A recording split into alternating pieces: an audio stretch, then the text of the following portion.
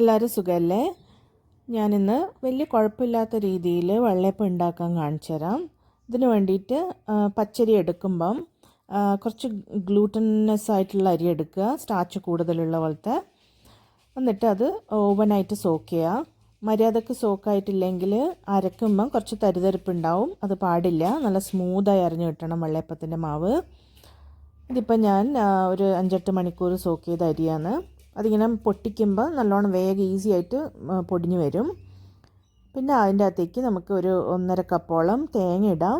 ഇതിപ്പോൾ ഞാൻ desiccated coconut ഇട്ടത്, ഫ്രഷ് തേങ്ങയാണ് എപ്പോഴും നല്ലത്. പിന്നെ കുറച്ച് ആവശ്യത്തിന് വെള്ളം ഒഴിച്ചിട്ട് നല്ല സ്മൂത്തായി അരച്ചെടുക്കുക.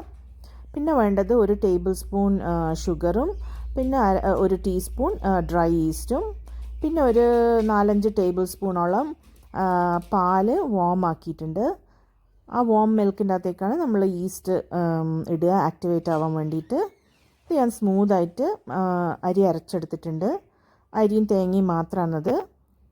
പിന്നെ ഈ പാലിൻ്റെ അകത്തേക്ക് നമുക്ക് പഞ്ചസാരയും ഈസ്റ്റും ഇടാം. ഈസ്റ്റ് ഒരു ലൈവ് ഓർഗാനിസം ആയതുകൊണ്ട് അത് ഫ്രഷ് ആയിട്ടുള്ളത് തന്നെ എടുക്കാൻ നോക്കുക. എക്സ്പയറി ആയതൊക്കെ ഇട്ട് കഴിഞ്ഞാൽ അത് ചിലപ്പം ഫെർമെൻ്റായി വരില്ല.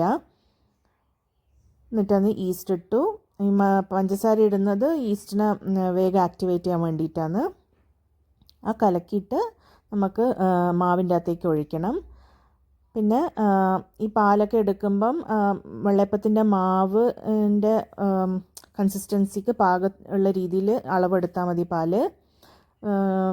മാവ് അരച്ചത് കട്ടി കൂടുതലാണെങ്കിൽ പാല് കുറച്ച് കൂട്ടിയിട്ടാൽ മതി. ഏകദേശം ഈ ഒരു പാകത്തിന് മാവ് ഉണ്ടാവുക. ഇനി അത് ഫെർമെൻ്റ് ആകുമ്പോൾ കുറച്ച് കട്ടി കൂടിയ പോലെ ഉണ്ടാവും. നമുക്കൊരു 5-8 മണിക്കൂർ ഇവിടുത്തെ വെതറിന് ആകുമ്പോഴത്തേക്ക് നല്ലോണം പൊന്തി വരും. ഇപ്പം ഞാൻ വെള്ളയപ്പം ചുട്ടു. ഒരുവിധം ഡീസൻ്റായിട്ട് തന്നെ വന്നിട്ടുണ്ട്. നല്ല സോഫ്റ്റുമാണ്, ഫ്ലഫിയുമാണ്, നല്ല ആരൊക്കെ വീണിട്ടുണ്ട്. ട്രൈ ചെയ്ത് നോക്ക്.